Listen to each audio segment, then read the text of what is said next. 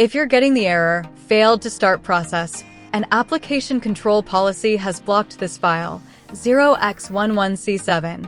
When launching a Steam game or any PC game, here's how to fix it.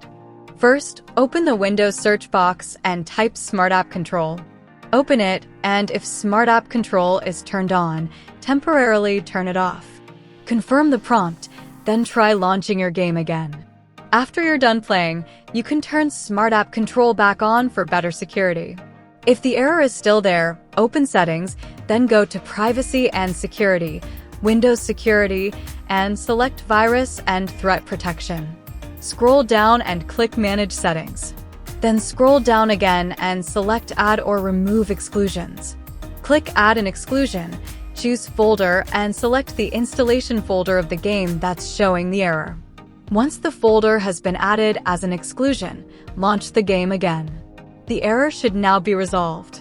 If this video helped you, please leave a like and subscribe for more Windows and gaming fix guides. Thanks for watching. To be what I want, I'll keep dreaming on.